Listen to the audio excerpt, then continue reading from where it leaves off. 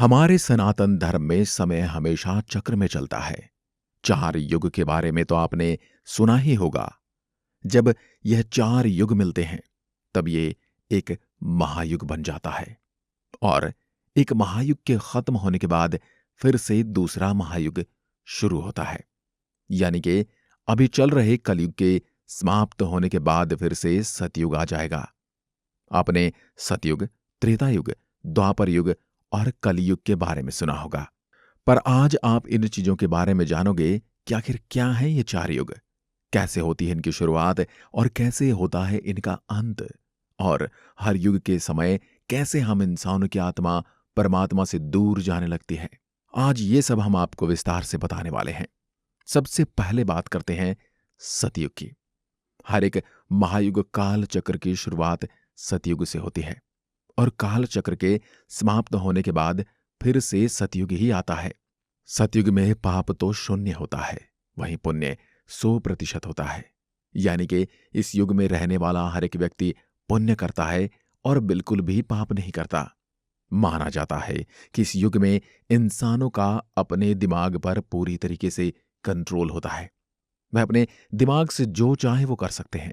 आज जैसे विश्व का ज्ञान किताबों में है, पहले ऐसा नहीं था।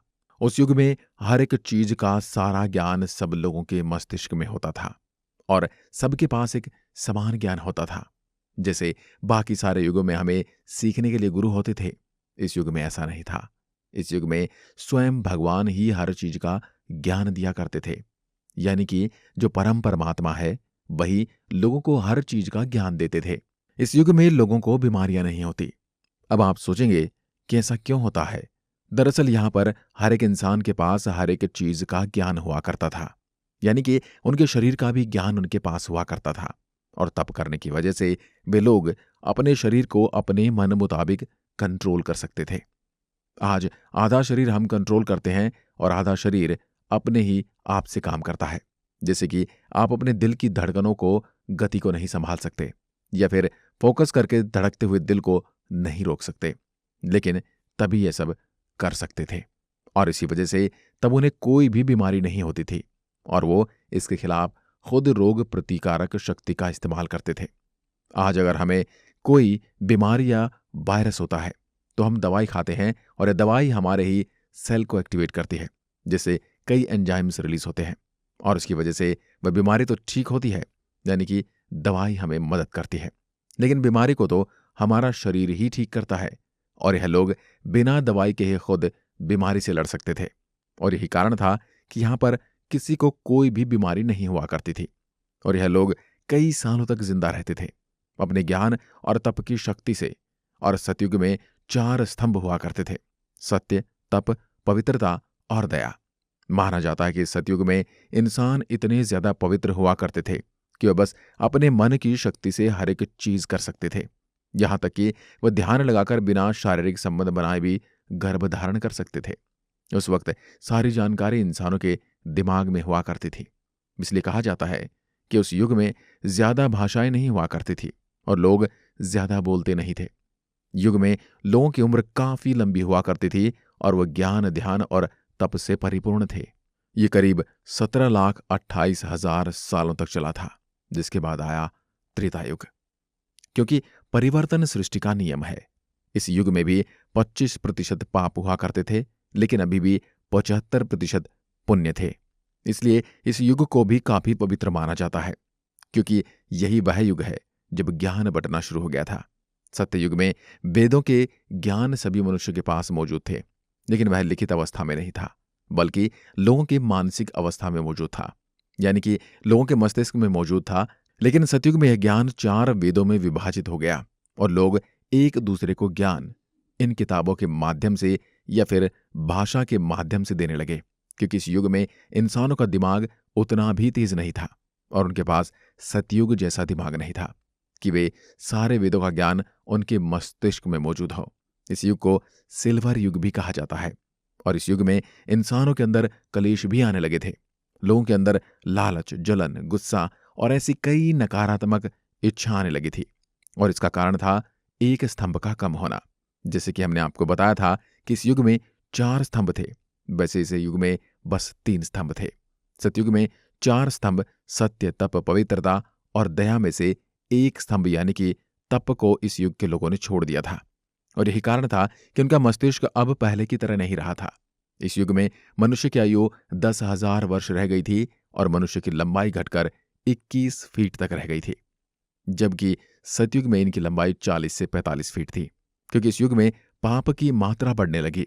इस युग में लोगों ने तप को भी छोड़ दिया था और यही कारण है कि अब लोग अपने शरीर को उस तरीके से कंट्रोल नहीं कर सकते थे जैसे कि लोग सतयुग में कर सकते थे। और यही कारण है कि अब लोगों को कई बीमारियों का भी शिकार होना पड़ता था और कुछ लोगों की अब बीमारियों के चलते मौत भी होने लगी थी, जबकि सतयुग में यह होना करीब नामुमकिन था। इस युग की मुद्रा स्वर्ण की होती थी और पात्र यानी कि बर्तन चांदी के होते थे। इस युग में विष्णु जी ने श्री राम का अवतार लिया था और श्री राम को मर्यादा पुरुषोत्तम राम कहा जाता है। श्री राम पूरे तरीके से कंप्लीट मेल थे, यानी कि परफेक्ट मर्द, क्योंकि वह धर्म के तीनों स्तंभों को पूरी तरीके से मानते थे और उन सबका प्रचार भी किया करते थे। इस युग में भगवान विष्णु ने धर्म के खातिर 3 अवतार लिए थे: वामन अवतार, परशुराम अवतार और अंत में श्री राम। इन अवतारों को लेने का कारण था कि वामन के रूप में राजा बलि का उद्धार करना, परशुराम के रूप में धर्म पथ से भटके हुए दुष्ट शत्रु का नाश करके सबको धर्म के पथ पर लाना, श्री राम के रूप में रावण का संहार करके समस्त पृथ्वी से रावण के आतंक को मिटाना। और इस युग की आयु 12,96,000 वर्ष होती है, जो समानुपात के अनुसार घट जाती है। इसके बाद यह युग खत्म हो जाता है और इसके बाद आता है द्वापर युग। द्वापर युग को सनातन धर्म का तीसरा युग माना गया है। इस युग का तीर्थस्थल कुरुक्षेत्र है।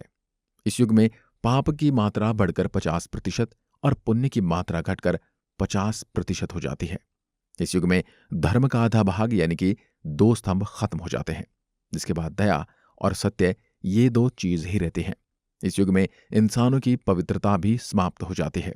इस युग में श्री विष्णु ने कृष्ण अवतार लिया था ताकि वो धर्म का मार्ग दर्शन कर सके। पहले तो उन लोगों को कंस के आतंक से बचाया और उसके बाद श्री कृष्ण ने धर्म के युद्ध में अर्जुन का मार्गदर्शन भी किया था। इस युग में मनुष्य की आयु घटकर 1,000 वर्ष रह गई थी और मनुष्य की लंबाई 10 से 11 फीट रह गई थी। और इस युग की मुद्रा चांदी की होती थी और इसके पात्र तांबे के होते थे। इस युग की आयु 8,64,000 वर्ष होती है और इस युग के अंत में भगवान श्री विष्णु ने श्री कृष्ण के रूप में अवतार लिया था और इस पृथ्वी पर अधर्म का साम्राज्य मिटाया था और फिर पुनः धर्म का साम्राज्य स्थापित किया। इसके कुछ वर्षों बाद कलयुग की शुरुआत हुई। द्वापर युग के समाप्त होने के बाद अर्जुन के पौत्र राजा परीक्षित के शासनकाल में कलयुग की शुरुआत हुई। कलयुग सनातन धर्म का चौथा और अंतिम युग कहा गया है। कलयुग को मानव जाति के लिए सबसे श्रापित युग भी कहा गया है। इस युग में पाप की मात्रा 75% और पुण्य की मात्रा 25% रह जाएगी। इस युग में धर्म 4 स्तंभ में से 3 स्तंभ खत्म हो जाएंगे और धर्म का एक भाग ही रह जाएगा, जो है दया का। आज लोग तप नहीं करते, आज लोग पवित्र नहीं हैं और न ही लोग सच बोलते हैं, लेकिन फिर भी लोगों के अंदर थोड़ी सी दया है, जो भी आगे आने वाले घोर कलयुग में पूरी तरीके से समाप्त हो जाएगी। इस युग यानी कि कलयुग की आयु 4,32,000 साल है। इस युग में मनुष्य की आयु 100 वर्ष और उसकी लंबाई 5 से 6 फीट तक बताई गई है, जो कि कलयुग का अंत आते आते मनुष्य की आयु 10 से 12 वर्ष और इसकी लंबाई 5 से 7 इंच तक रह जाएगी, जो कि अभी कलयुग का प्रथम चरण ही चल रहा है। इस युग के तीर्थस्थल गंगा नदी को कहा गया है और इस युग की मुद्रा लोहे और कागज की बनी होगी। ऐसे भी कहा गया है कि वहीं इस युग के पात्र मिट्टी का होगा, जो कि हुआ करता था, पर आज हम लोहे के बने पात्र में खाते हैं। इस युग में अंत में भगवान विष्णु के कल की अवतार का जन्म होगा, जो कि इस संसार से अधर्म का विनाश करके पुनः सतयुग की स्थापना करेगा।